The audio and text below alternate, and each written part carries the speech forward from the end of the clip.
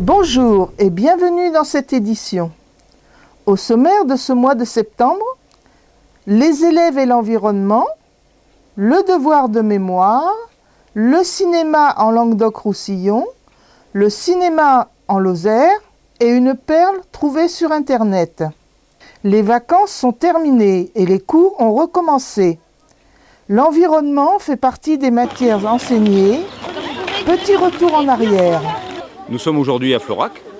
Pourquoi Florac? Parce que c'est le lieu où nous avons la possibilité de regrouper, ici en pleine nature en partie, et puis dans le village aussi, un certain nombre de collégiens et d'écoliers, à la fois d'écoles élémentaires et d'écoles maternelles, qui dans le département de la Lozère, cette année 2010-2011, ont fait le choix de travailler sur leur environnement, l'environnement de proximité, qui est à la fois l'environnement naturel, bien sûr, mais aussi l'environnement et son occupation par l'homme. Et ceci explique en partie l'intérêt de la démarche qui se poursuit dans ce département depuis une dizaine d'années en ce qui concerne l'environnement et son éducation pour les élèves. Nous sommes là dans le cadre du travail qui s'implique dans les programmes scolaires, qui est un travail transversal, c'est-à-dire qui traverse plusieurs disciplines, géographie, histoire, sciences bien sûr, mais aussi tout ce qui concerne la motricité, l'activité physique dans le milieu. Ce travail est un travail de partenariat auquel nous tenons beaucoup, qui s'est installé donc avec le Conseil général de la Lozère et avec le tissu associatif, ici représenté par le réseau Éducation Environnement Lozère, qui est notre partenaire premier dans ce travail. Et ces projets, qui se déroulent en partie sur l'année scolaire, débouchent nécessairement, naturellement, sur un temps de rencontre et de mise en commun, un temps de mutualisation et de découverte partagée qui se traduit par cette journée départementale de l'éducation environnement en Lozère chaque année au mois de juillet. Déjà, c'est les scientifiques qui l'ont évalué, c'est le rayon dans lequel elle peut aller chasser et la chevêche, c'est autour de 1 km. Il y a à peu près 200 enfants, 200 élèves qui sont regroupés sur le village vacances de Florac. Donc c'est un lieu qu'on a choisi pour l'espace de verdure qu'il y a autour et puis son parc, son arboretum en fait, qui permet de réaliser des ateliers en pleine nature. Voilà, c'est important aussi.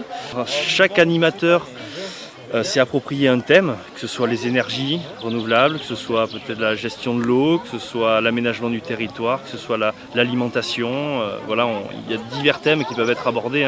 On parle d'éducation à l'environnement, mais il y a aussi le développement durable. Ces journées sont réalisées en partenariat avec le Conseil général, avec l'éducation nationale bien sûr, avec le parc national aussi des Cévennes. Il y a 3 gardes animateurs qui sont présents aujourd'hui, à côté de 8 personnes, 8 animateurs du réel. Et le réel, donc le réseau éducation environnement de Lozère, coordonne ces journées. On fait une maison, c'est une place de village, voilà. On en reparlera avant les prochaines grandes vacances. À Vébron s'est déroulée une cérémonie en souvenir des familles qui ont accueilli des réfugiés durant la dernière guerre. Je voudrais tout d'abord, pour commencer cette cérémonie, remercier chaleureusement pour leur présence ici à Vébron aujourd'hui Madame Berthe Zigel-Ferrignac et son époux Michel Ferrignac, anciens réfugiés sur la commune de Vébron. Madame, monsieur, merci d'être venus chez vous pour une cérémonie qui, je le sais, va remuer en vous des souvenirs extrêmement difficiles. Remercier aussi de leur présence les familles de la commune qui ont abrité des personnes juives pendant la Deuxième Guerre mondiale. À Vébron, sous l'influence du pasteur Chazelle, notre village et les hameaux environnants, les Vanelles, Racoul et Salgas, le maire de Vébron, qui s'appelait à cette époque Théophile Hugon, n'a jamais transmis à la préfecture, comme elle le lui demandait, la liste confidentielle des Juifs qui résidaient dans la commune. Il aurait simplement répondu à la circulaire préfectorale par la phrase suivante : « Voyez-vous, à Vébron, nous avons une église et un temple. Les catholiques, les protestants, je peux les compter, mais nous n'avons pas de synagogue. »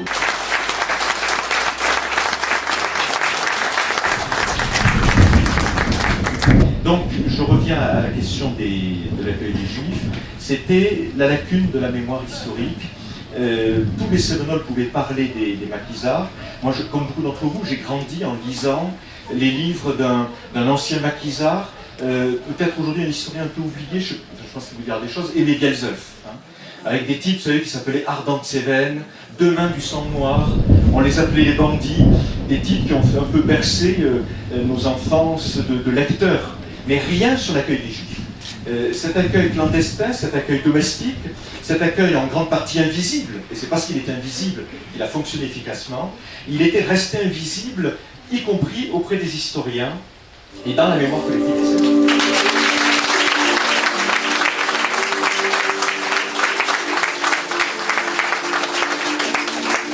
Je suis donc arrivée à Veubron en 1943 avec toute ma famille. Lorsqu'on a annoncé que les Allemands allaient faire des rafles de femmes et d'enfants à Mende. Le réseau de pasteurs qui avait aidé mon père et mes frères à quitter la ville est venu nous chercher et nous a amenés ici, dans cette maison qui était une maison abandonnée et à moitié en ruine. Nous étions toute une famille, mon père, ma mère, et nous étions 6 enfants. Mon frère aîné, Henri, s'est engagé dans les FTP, dans la résistance, et il a été tué à 20 ans, presque à la libération. J'avais un frère, Georges, qui gardait les vaches dans un petit village au-dessus d'ici, je crois qu'il s'appelait Masvac. Et mon père et mon frère aîné travaillaient dans la forêt. Nous, les enfants les plus jeunes, on jouait avec les enfants du village. Et on ne s'est pas senti isolés. Bien entendu, moi, je savais que j'étais différente et qu'il fallait que je me taise et que je ne parle pas de mes origines juives. Nous sommes restés dans cette maison en partageant la vie du village. En dehors de ça, je ne connaissais pas les autres. Je ne savais pas s'il y avait d'autres personnes cachées. C'est important, le devoir de mémoire. En Languedoc-Roussillon, on tourne des films. Je vous en propose un coup d'éclat. Ce qui est intéressant dans le fait de présenter le film Coup d'éclat et de l'accompagner, c'est qu'on suit toutes les étapes de création d'un film. Donc sur celui-ci, par exemple, comme on s'occupe du bureau d'accueil de tournage, on a été amené à suivre le tournage et à aider la production dans la recherche de décors, dans des autorisations de tournage, dans vraiment tout le lien qu'il peut y avoir au quotidien pour un tournage de film.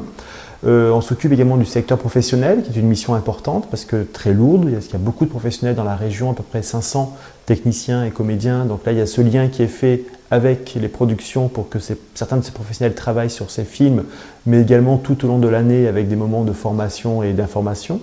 On s'occupe également d'éducation à l'image via plusieurs dispositifs, comme Lycéens au cinéma qu'on coordonne dans le département de l'Hérault, mais également Passeurs d'images, Dessiner la vie, et puis le pôle régional qui consiste à proposer, à accompagner, à encadrer des ateliers de réalisation, et puis également de programmation. Donc là, concrètement, c'est montrer les films, être le relais comme ça entre les publics et les lieux. Alors Coup d'éclat est sorti en avril dernier, en avril 2011, donc c'est un film qu'on attendait beaucoup, parce qu'on a beaucoup travaillé dessus. Et ce qui était intéressant pour nous, c'est que José Alcalá, on le suit depuis des années, il a réalisé 5 courts-métrages, 5 documentaires et une première fiction qui s'appelle Alex, qui est sortie en 2006. Et ce qui était aussi intéressant, c'est une petite information d'ordre biographique, c'est qu'il a terminé quasiment en même temps, en novembre dernier, son documentaire qui s'appelle Les Molex des gens debout, diffusé sur Arte au mois de décembre, et sa fiction Coup d'éclat. Et quand on voit les deux, la fiction Coup d'éclat, qui est un film grand public, avec un genre grand public, et le polar avec une vedette qu'on apprécie beaucoup, Catherine Fro, et les Molex des gens debout, on constate beaucoup de points communs, à savoir les thématiques de José Alcalá, c'est-à-dire un regard sur la société, une empathie pour des personnages qui sont dans des situations précaires, également un regard social, un engagement politique. Et pourtant, le premier est un documentaire au ton très réaliste et le second est un polar. Alors, et les codes du polar et l'importance également de l'héroïne Catherine Fro, on s'en rend compte en voyant le film, on s'en rend compte aussi uniquement en voyant la bande-annonce. Qu'est-ce que vous faisiez toute seule en pleine nuit? Je marchais. Alors, c'est quoi cette histoire d'enfant? Je vous en prie, madame, laissez-moi retourner là-bas. Je l'ai laissé tout seul, il y a 4 ans. Qu'est-ce qui te fait dire qu'elle a un enfant? T'as pas de preuves? Je voudrais un peu de temps pour vérifier. Ton père appelait ça ton virus. Tu passais tes journées à faire des enquêtes. Cela dit, c'était pas un problème. De quoi? Tu sois une flic? On ne saute pas d'un toit comme ça sans raison, surtout quand on a un enfant. Elle n'avait pas d'enfant, Olga. Et lui? Lui, c'est Ilan, c'est mon fils. C'est les dérives qui nous chagrinaient. Les dérives, hein, des flics. Une pute qui s'est suicidée, on va pas y passer 10 ans quand même. Ouais, t'as raison, ça en vaut pas la peine. Et puis l'enfant, là non plus, faut rien faire. C'est la jeune fille qui s'est tuée au 19. Vous l'avez peut-être vue de votre fenêtre? Non, je dormais. Un enfant sans papier, ça va pas loin. C'est votre travail, ça. Traquer les gens qui n'ont pas de papier pour les mettre dehors.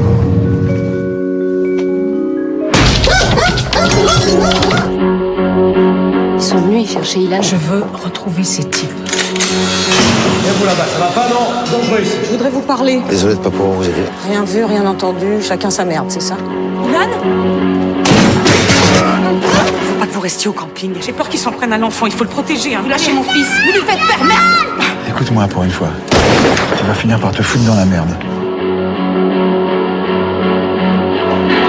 Il est où le dossier? Mais ça va pas, non? Tu te crois où, là? Vous lâchez jamais prise, vous, hein?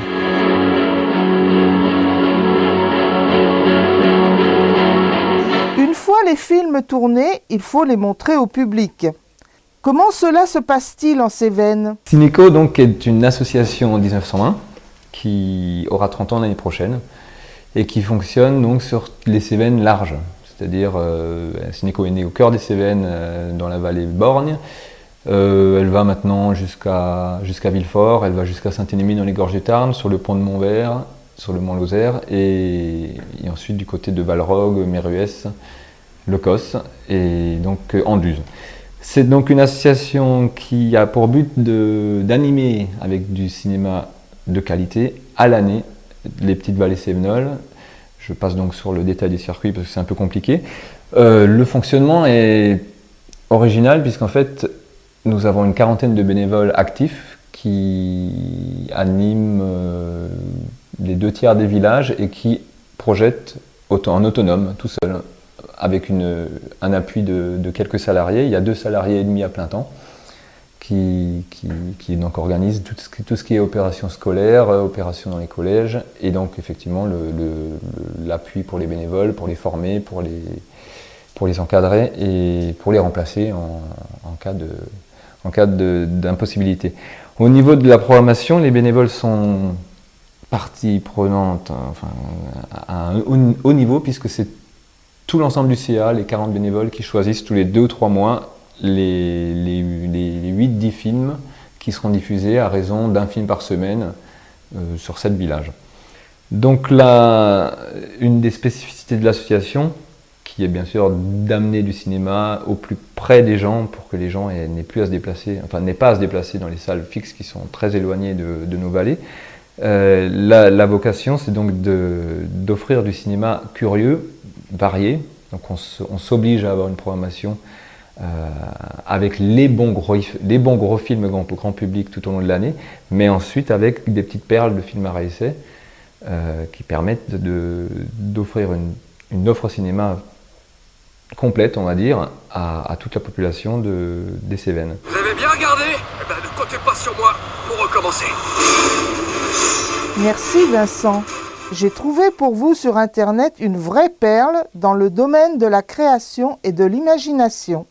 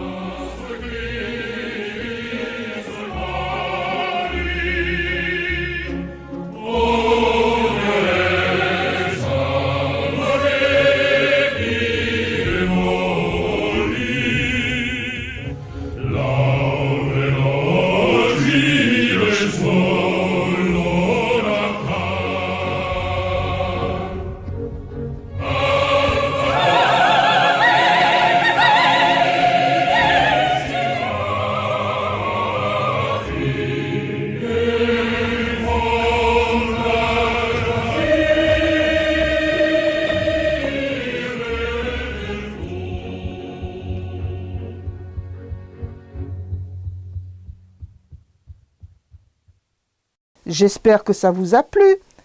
Voilà, cette édition est terminée. Je vous donne rendez-vous le mois prochain, même lieu, même heure. Bonne journée à vous.